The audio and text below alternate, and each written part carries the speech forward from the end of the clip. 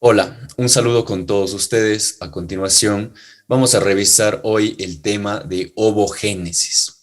Pues la ovogénesis básicamente hace referencia al proceso de formación de los llamados óvulos u ovocitos, las gametas sexuales femeninas, que se forman a partir de las células germinales. Sin embargo, en el caso de la hembra, es importante recordar que todo este proceso se da conjuntamente con la foliculogénesis, es decir, ese proceso de desarrollo de los folículos. Todo eso lo vamos a abordar en esta presentación y lo vamos a ir revisando detalladamente. Entonces, la ovogénesis es el proceso seguido por las células germinales de la hembra para formar los llamados óvulos, que son las células haploides femeninas. Bueno, recordando que este término haploide sobre todo hace referencia a que estas células contienen la mitad de la dotación cromosómica para la especie. Bueno, para hablar de ovogénesis, primeramente es importante abordar parte de la embriología del desarrollo del ovario. Recordar que en el caso de muchas de las especies mamíferas, inicialmente la gónada es bipotencial, es decir, aún no ha habido diferenciación ya sea en un ovario o en un testículo. La diferenciación, ya sea un ovario o en un testículo, va a depender específicamente de la expresión o la no expresión del gen SRY por parte de las células somáticas que están formando esta gónada. Y como lo podemos ver aquí en este esquema ilustrativo, todo esto referiría a lo que sería la futura gónada. Aquí también ya podemos observar que existen las células germinales primordiales que llegaron por migración. Entonces, estas empiezan a meterse entre estos los llamados cordones sexuales primarios. Sin embargo, al formarse un ovario por la no expresión del gen SRY, pues estos cordones sexuales primarios empiezan a degenerar. Hay degeneración de esos cordones sexuales primarios y todas estas células germinales primordiales quedan distribuidas en el ovario solamente rodeadas por células somáticas, no están organizadas como así ocurriría en el caso del testículo, en el cual estas células germinales primordiales terminan metiéndose dentro de estos cordones sexuales primarios. Entonces, en el ovario es diferente, esas células germinales, esos cordones sexuales primarios sufren un proceso de regresión, se desintegran y las células germinales quedan distribuidas en todo el ovario, solamente rodeadas por las células somáticas. Algo más que podemos observar de este esquema es que en el caso de la diferenciación de ovarios ocurre a las 7 semanas de gestación.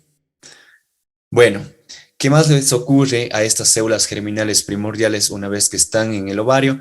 Pues aquí ocurre algo muy importante, que es la proliferación. Entonces, cada una de estas células germinales primordiales que están presentes en el ovario va a sufrir un proceso de mitosis activa, es decir, se va a ir dividiendo y se divide tanto que se dice que cada una de estas células germinales puede alcanzar hasta 30 veces de la división a partir de una sola de estas. Entonces, eso quiere decir que va a haber una gran proliferación de estas células germinales primordiales en todo el ovario. Y algo más importante también es que al no existir esa expresión del gen SRY y al haberse producido la regresión de los cordones sexuales primarios, pues empiezan a formar los cordones sexuales secundarios en las que están contenidos las células germinales. Entonces, esta es la fase de proliferación de las células germinales. Es importante la proliferación porque luego va a haber también un proceso de apoptosis. Muchas de estas células que proliferan terminan muriéndose y cuando el animal nazca, el, todo ese pool de células germinales que ya llegan a ser como tal ovocitos primarios es la reserva que va a obtener para toda la vida. Después del nacimiento ya no hay mitosis, la reserva que nace este animal en sus ovarios, la reserva que tiene de ovocitos primarios, pues es la que tiene para toda la vida. Bueno, entonces las células germinales ahora son ovogonias que proliferan por mitosis durante la vida fetal. Entonces, como le decía, cada una de estas células germinales que una vez que llegan al ovario ya se denominan ovogonias, sufre hasta 30 divisiones mitóticas. Y es lo que va formando lo que se conoce como clonas. Es decir, a partir de una van a irse dividiendo células hijas, y más células hijas que terminan formando lo que se conoce como una clona.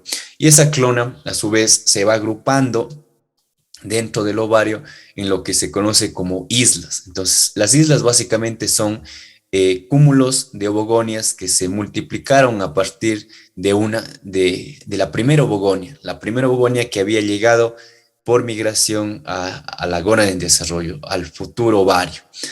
Y bueno, también a estas islas que contienen ovogonias en su interior se les denomina también quistes, no en el sentido patológico de que tengan una membrana, sino más bien por este tipo de agrupación de células, en este caso ovogonias, en las cuales se multiplicaron por mitosis durante esa fase de proliferación. Entonces, existe tanta proliferación en este momento, pues el ovario puede llegar a tener cientos de miles o millones de ovogonias dentro de todo su parénquima. Bueno, sin embargo, no todas esas ovogonias que se multiplicaron llegan a sobrevivir y finalmente ovular. Muchos millones de esas ovogonias sufren un proceso de degeneración. Entonces, en un determinado momento, estas ovogonias van a sufrir un proceso de muerte celular programada, que es mediante apoptosis. Entonces, aquí lo vemos de una forma mucho más macroscópica, este mismo esquema. Aquí tenemos todo esto, constituiría lo que se llama la isla o el quiste, y dentro de estas se encuentran las ovogonias, que a su vez están unidas por lo que se conocen puentes citoplasmáticos. No son divisiones completas, se mantienen unidas por esos puentes citoplasmáticos que les permiten mantenerse sincronizadas. Entonces, esa es la fase proliferativa que ocurre durante la vida fetal. Todo esto está ocurriendo en las primeras semanas de desarrollo embrionario. Entonces, ahora, en determinado momento, las ovogonias que están contenidas aquí en este quiste o en esta isla, al dividirse se diferencian en ovocitos primarios que están listos para iniciar la meiosis. Entonces vamos a ver lo que ocurre a continuación. Entonces todo esto representaría lo que es el quiste o la isla de ovogonias. Como les decía, la isla o quiste pueden tener más de estas aquí en este esquema únicamente le representan con 3 ovogonias, pero en un determinado momento estas ovogonias van a iniciar la primera división meiótica, pero rápidamente lo detienen. Y lo detienen en la profase de la primera división meiótica, que va a estar mantenida ahí, que va a estar detenida ahí hasta que la hembra nazca y finalmente hasta que la hembra se convierta en una hembra sexualmente activa, que sería durante la vida adulta, cuando alcanza la pubertad. Bueno, entonces aquí nos indica, nos esquematiza que se inicia la meiosis, pero se detiene. Y algo muy importante aquí que va a coincidir justo con el inicio de este proceso de meiosis es esta rápida degeneración.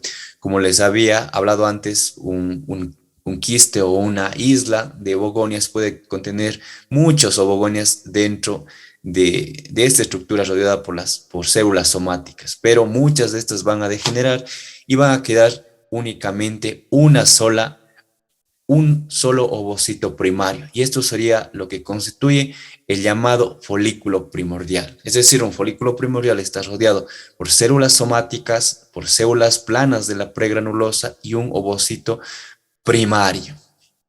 Bueno, ¿qué más nos indica aquí? Que en determinado momento termina la fase de proliferación de la ovogénesis y se inicia y se suspende la primera división meiótica. Ya los indiqué, se va a detener, ya no hay más proliferación de estas islas, ya no hay más proliferación de ovogonias y por lo tanto esa es la reserva. Y bueno, y luego se inicia la primera división meiótica y se detiene en la profase de la primera división meiótica. Y bueno, coincidiendo con el inicio de la meiosis, con el inicio de la meiosis degeneran todos los ovocitos de cada quiste, excepto uno, que quedando en un lugar del quiste un folículo primordial. Esto es lo que constituye ya un folículo primordial. Muchos de estos ovocitos primarios degeneraron. Bueno, ahora, ¿cuál es la cuantificación de la muerte celular de esos ovocitos primarios que degeneraron? Pues es bastante. En el ovario fetal mono, por ejemplo, llega a haber hasta 7 millones de células germinales, es decir, en su pico máximo de proliferación. Sin embargo, al nacer, la niña va a tener únicamente 2 millones. Entonces, son 2 millones de células germinales que van a tener para el resto de la vida, porque después del nacimiento ya no va a haber más proliferación de estos ovocitos en su estadio primario. Es lo que contiene para el resto de su vida, hasta que finalmente llega la menopausia. Bueno, ahora en el caso de los animales, por ejemplo, también existe una gran degeneración de estas ovogonias. Finalmente, en el caso de la vaca, por ejemplo, nacen con 130.000 a 150.000 ovocitos primarios. Entonces, también hay una gran degeneración de de esas células germinales que estaban contenidas en ese quiste, en esa isla que habían proliferado por mitosis. Bueno, entonces un folículo primordial, como les había indicado en la presentación anterior, básicamente está constituido por un ovocito primario, todo esto es un ovocito primario, y está rodeado por células epiteliales, por células planas, que son las llamadas las células de la pregranulosa, que serían estas células que están rodeando al ovocito. Todo esto es el citoplasma del ovocito y básicamente aquí está el núcleo. A estas células de la pregranulosa también se le llaman células foliculares. Esta es una tinción típica de eosina nigrosina en la cual se puede diferenciar claramente lo que es citoplasma y lo que es núcleo. Bueno, entonces dicho esto, vamos a pasar a revisar lo que constituye básicamente un folículo primordial, como les indicaba, en el caso de los bovinos, en el caso de la vaca. Esta nace con alrededor de 130.000 folículos primordiales. Esa es la reserva que va a tener para el resto de su vida. Ya no existe más proliferación, por lo tanto, cuando esta hembra alcance la pubertad, pues se van a ir activando estos folículos primordiales y van a ir creciendo y pues muchos de ellos de igual manera van a degenerar y únicamente por cada ciclo estral, que en la vaca es de 21 días, va a ovular un solo folículo. Entonces, esa es la forma como se van desarrollando. Se mantienen en reposo la mayor parte de la vida. Cada uno contiene un ovocito primario detenido en la profase de la primera división meiótica. Ya lo habíamos indicado. Entonces aquí en este esquema nuevamente nos esquematiza cómo ocurre este proceso.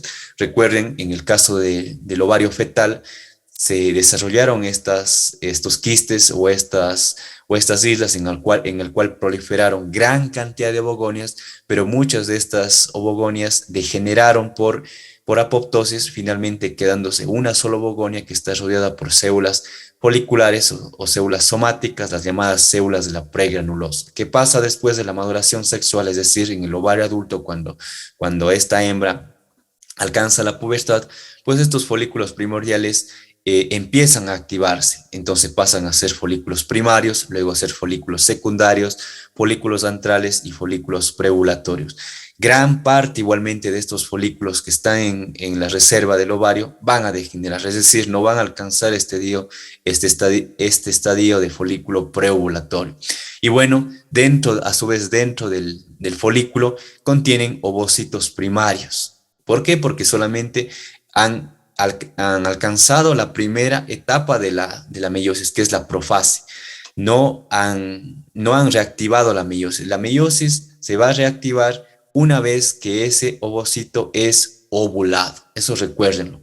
Entonces, todos los folículos, el folículo primordial, el folículo primario, el folículo secundario y el folículo antral, contiene ovocitos primarios. ¿Por qué primarios?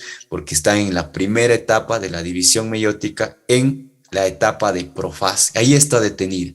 Lo van a reanudar esa meiosis cuando ese folículo preovulatorio finalmente ovule. Ahí se convierte en un folículo secundario. Entonces, eso quiere decir que muchos de los ovocitos y muchos de los folículos realmente nunca van a terminar siendo folículos secundarios, porque gran parte de la reserva de folículos que está en el ovario realmente no llega a ovular. Solo unos pocos cada cierto tiempo del ciclo estral finalmente ovula. Muy bien, entonces folículo primordial están suspendidos en diploteno de la profase de la primera división meiótica y la gran mayoría de ellos permanece así durante el resto de la vida del animal o hasta que sufren atresia. Como les decía, muchos de estos folículos que están en la reserva del ovario realmente no llegan a ovular, muchos se atresian. Ahora, solo los que llegan a ser ovulados culminan la primera división meiótica para convertirse en ovocitos secundarios. Solo aquellos que llegan a ovular finalmente pasan a ser ovocitos secundarios. Entonces, todo esto que acabo de comentar constituiría lo que se llama el folículo primordial. El folículo primordial básicamente tiene células epiteliales planas rodeándole a un ovocito primario. Entonces, en un determinado momento estos folículos primordiales se van a activar y van a pasar a llamarse folículos primarios. De primordial pasa a ser un folículo primario. ¿Cuál es la diferencia desde el punto de vista histológico que entre un folículo primario y un folículo primordial? Pues básicamente es que estas células que lo estaban rodeando dejan de ser planas y empiezan a hacerse cuboides. Entonces se hacen cuboides, se engrosan todas estas células que están rodeándole al ovocito primario. Ahora, hay que entender que todo este desarrollo, vamos a ver más adelante, ciertas etapas dependen de la estimulación por ciertas hormonas. Entre esas hormonas tenemos la GnRH y las gonadotropinas, como la FSH, la hormona folículo estimulante. Sin embargo, en la etapa de folículo primario, como lo indica aquí, todavía es un desarrollo independiente de gonadotropinas, aunque estas células que están rodeando al ovocito ya tienen receptores para esta hormona, para la hormona folículo estimulante.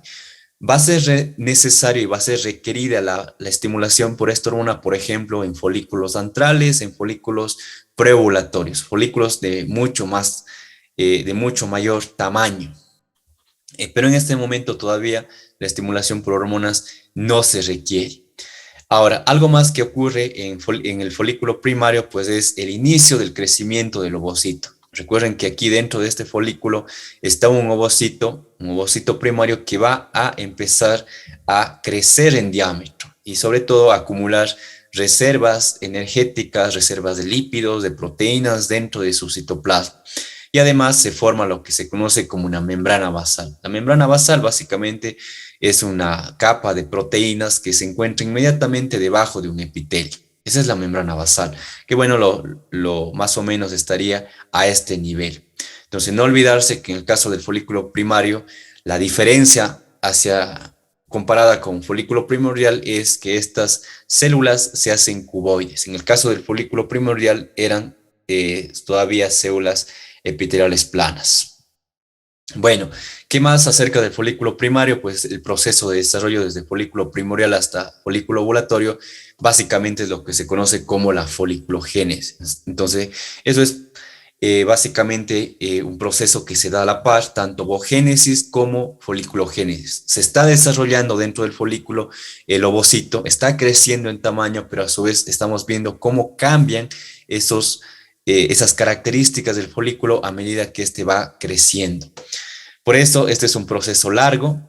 En el bovino, el proceso de foliculogénesis completa como tal toma alrededor de 5 meses, es decir, que un folículo que, por ejemplo, se está ovulando el día de hoy, eso nos quiere indicar que se activó el inicio o inició su desarrollo hace 6 meses, es decir, se activó a partir de un folículo primordial y pasó a ser folículo primario. Eso es el proceso de activación como tal. Ahora, el crecimiento a su vez involucra tanto del folículo como del ovocito. El crecimiento del folículo básicamente está dado por esa multiplicación de las células de la pregranulosa. Después estas células que en este momento solamente son en una capa van a empezar a multiplicarse y van a ir formando varias capas. Además, en el caso del crecimiento del folículo involucra la producción y secreción de mucho fluido folicular que se va a ir acumulando entre células. Lo vamos a ver igualmente en las siguientes presentaciones. Y por su parte, el crecimiento del ovocito sobre todo involucra la transferencia desde las células de la granulosa, que serían estas células de aquí, de gran cantidad de proteínas, lípidos y RNA mensajero. Entonces se transfiere a través de puentes citoplasmáticos que están comunicando entre estas células de la pregranulosa y el ovocito todas estas moléculas, proteínas, lípidos y RNA mensajero. Bueno, entonces dicho esto, pasamos a revisar lo que es un folículo secundario. Entonces, un folículo secundario, a diferencia de un folículo primario, a su vez tiene ya varias capas de lo que se llaman las células de la pregranulosa. Recuerden, el folículo primario solamente tenía una sola capa de células cuboides, pero en el folículo secundario empiezan a formarse ya varias capas que van rodeando al ovocito. Aquí está el ovocito con su núcleo y aquí tenemos las células de la pregranulosa, que son células cuboides, pero que ya van siendo en varias capas. Ya no es solamente una sola capa de células que los rodea, sino ya son aquí, como podemos ver, una capa, dos capas, tres capas, hasta cuatro capas de células de la pregranulosa. Por acá tenemos todavía un folículo primario, como vemos, una sola capa, y este sería ya el folículo secundario. Entonces, una vez que un folículo se activa y comienza su desarrollo, solo tiene dos destinos posibles. Una es seguir creciendo hasta ovular, muy pocos lo hacen cada cierto periodo del ciclo estral, pero muchos de los folículos que se encuentran dentro de la reserva del ovario pues sufren un proceso de atresia. Como tal, no siguen el crecimiento y degeneran. Ese es el proceso de atresia. Entonces, muchos folículos se van quedando en el camino y un folículo secundario, como le dije, ya tiene varias capas de las células de la granulosa. Es lo que le diferencia. Bueno, de igual manera aquí vemos un folículo secundario. Todo esto todo esto sería el citoplasma del ovocito, el núcleo del ovocito primario. Recuerden, es ovocito primario, ¿por qué? Porque está la meiosis detenida en profase, en diploteno específicamente, en diploteno de la profase de la primera división meiótica. Y ahí va a estar detenida hasta la pubertad, hasta que este folículo finalmente ovule. Cuando ovula es cuando este ovocito primario pasa a ser un ovocito secundario. De igual manera, aquí tenemos las capas de las células de la pregranulosa. Y bueno, aquí algo importante que se empieza a formar en el caso de este ovocito es la zona pelúcida y la teca interna. La zona pelúcida es esta estructura o esta matriz extracelular de glicoproteínas que se va formando alrededor del ovocito. Entonces, toda esta zona rosada sería la zona pelúcida. ¿En qué etapa ocurre? Pues ocurre en el folículo secundario.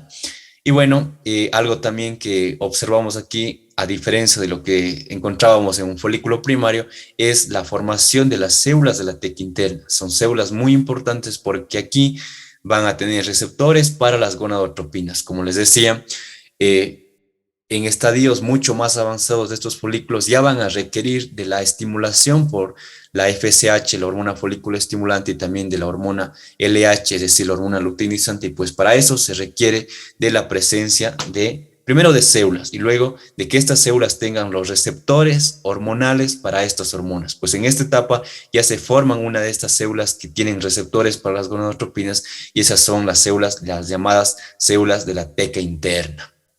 Entonces, todas estas células son células de la pregranulosa. Por acá tenemos células foliculares, por acá estaría otro folículo en diferente estadio. Bueno, entonces, no olvidarse, en el folículo secundario se organiza la teca interna, que son células que se encuentran por acá, rodeando a las células de la granulosa y que sobre todo están pegadas a la pared del folículo.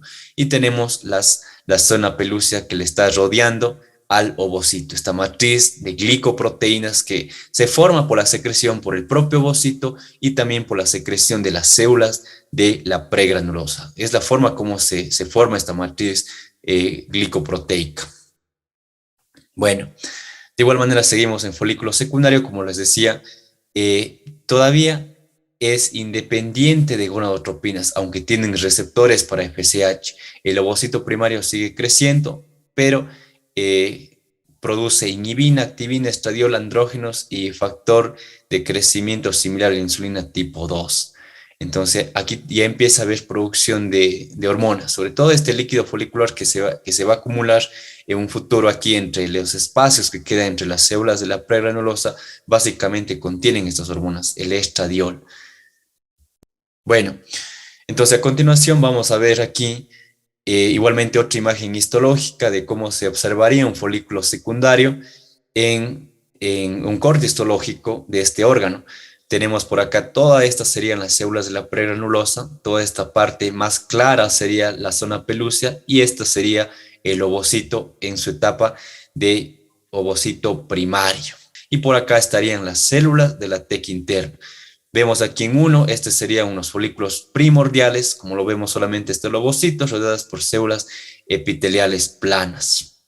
En dos podemos ver aquí lo que sería un folículo primario, este es un folículo secundario, este sería un folículo primario, y acá estaría un folículo primordial. Entonces, lo que normalmente observaríamos al hacer un corte histológico, pues es folículos en diferentes estadios. Unos estarán en estadio de folículo primordial, otros estarían en estadio de folículo primario y otros a su vez estarían en estadio de folículo secundario, ya con varias capas y sobre todo con la formación de la zona pelúcida y las células de la teca interna que le están rodeando y sobre todo están pegadas a la pared del folículo.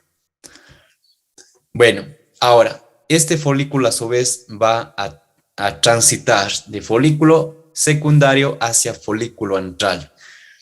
El folículo en esta etapa ya ha aumentado 10 veces su diámetro. El número de células de la granulosa se ha multiplicado 20 hasta 50 veces, es decir, ya ha habido una gran proliferación. Y el ovocito a su vez ha triplicado su diámetro y su volumen y ha aumentado 30 veces. Recuerden, el diámetro del ovocito en el caso del bovino es alrededor de 110 a 114 micras. Entonces, ese diámetro como tal se va a alcanzar una vez que se ha producido ese crecimiento durante la etapa de folículo primordial, primario y secundario. Finalmente, alcanzado su diámetro que va a ser de un ovocito de tamaño normal. En esta etapa se adquiere la competencia meiótica, ya el ovocito está listo, ha acumulado todas las reservas de lípidos, de proteínas y de ARN mensajero, pero también es nuclearmente maduro, como para que pueda ser ovulado y finalmente se reanude la meiosis.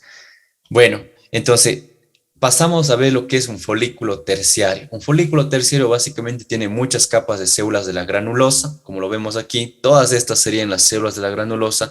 Por acá estarían las células de la teca interna. Aquí está la zona pelúcea del ovocito. Aquí está el citoplasma del ovocito. Pero como vemos aquí, la diferencia en comparación con el folículo secundario es que se van formando antros o espacios entre las células de la pregranulosa. Como lo vemos aquí, este es un espacio que se va llenando de líquido. Esto es lo que le diferencia al folículo terciario. Entonces, un folículo terciario tiene muchas capas de las células de la granulosa y un antro folicular en distinto estado de desarrollo. Entonces, todo esto, como vemos aquí, son células de la granulosa. Todas estas son células de la teca y aquí entre las células de la granulosa se van a desarrollar espacios que se conocen como antros. En algún momento entre el folículo secundario y el terciario se hace dependiente de gonadotropinas. En este estadio, en folículo terciario, también conocido como folículo antral, pues se va a requerir de la acción de las gonadotropinas, de la hormona folículo estimulante y de la hormona luteinizante para que pueda este folículo seguir creciendo y finalmente ovular. Todas las hembras producen suficiente LH y FSH para este paso. Como les decía, esta LH y este FSH es producida por la hipófisis, por la glándula pituitaria de los animales. Bueno, aquí tenemos esquematizada otra imagen histológica de un folículo antral. Todas estas células que lo vemos por acá serían las células de la teca interna. Por aquí estarían las células de la granulosa, que son parietales, es decir, que están adheridas a la pared del folículo.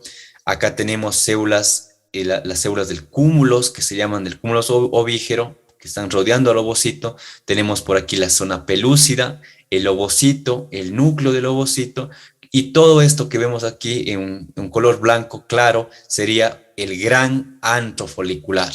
Aquí en esta imagen anterior veíamos que recién se está formando este antro folicular. Sin embargo, este antro folicular cada vez va a ir creciendo y finalmente queda de esta manera. Un gran antro folicular, las células de la granulosa parietales pegadas a la pared del folículo y unas células que están rodeando al ovocito que prácticamente está flotando dentro de este líquido, pero que está conectado por estas células del cúmulo a la pared del folículo.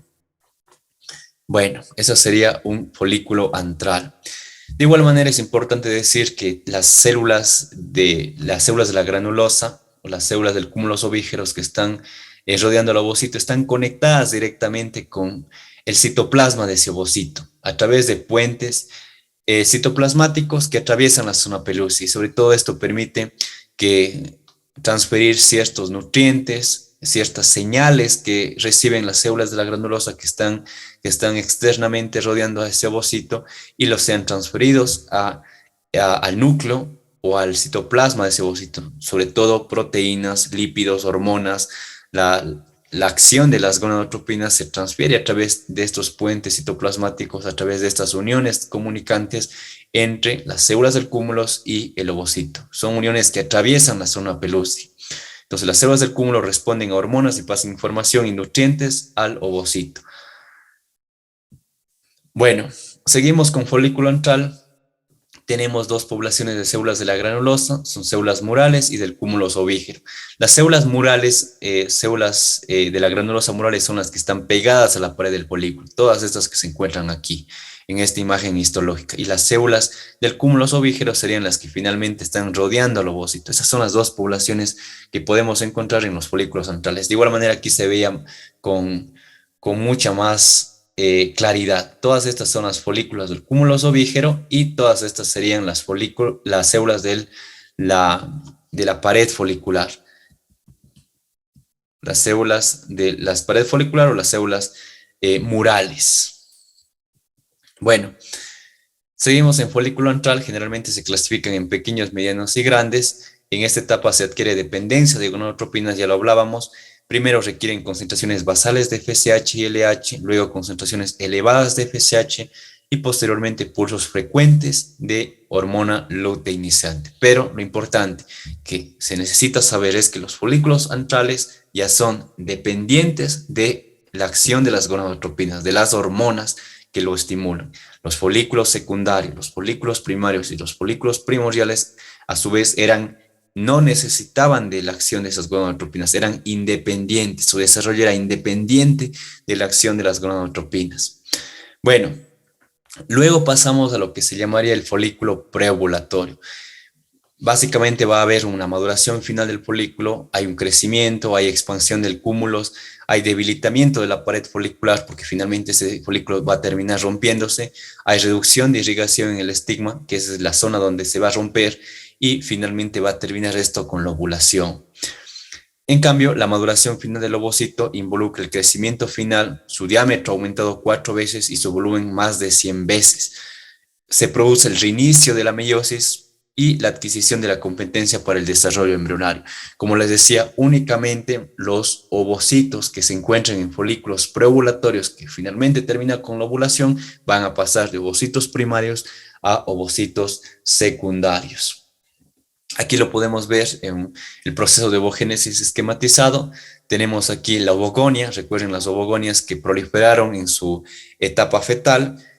Luego igualmente en la etapa fetal se formaron los ovocitos primarios que experimentan la primera división meiótica pero rápidamente lo detienen. Luego en la vida adulta de ese animal, luego de haber alcanzado la pubertad y luego de que ese folículo finalmente haya ovulado, el ovocito pasa a ser un ovocito secundario, es decir, se reactiva la primera división meiótica, pero nuevamente se detiene en metafase de la segunda división meiótica. Pero como ya terminó la primera división meiótica, pues se expulsa el primer cuerpo polar. Entonces, como le decía, el ovocito secundario nuevamente detiene la meiosis y se va a terminar o a concluir esta división cuando finalmente ese ovocito sea fertilizado. Es decir, el espermatozoide es el que le estimula a que termine la segunda división meiótica que se había detenido después de la ovulación en metafase de la segunda división meiótica. Y bueno, entonces una vez que ovula, se va a formar también el segundo cuerpo polar. Los cuerpos polares básicamente es el núcleo de ese ovocito. Recuerden que aquí, producto de esta división, por un lado se forma un óvulo, pero por otro lado se forma un cuerpo polar que también tiene la misma cantidad de cromosomas. Lo que le diferencia de este óvulo viable es la cantidad del citoplasma, por eso se denomina cuerpo polar. Y bueno, eso sería toda la presentación del día de hoy. Si tienen alguna duda, pregunta, por favor háganmelo saber para la siguiente clase. Muchas gracias.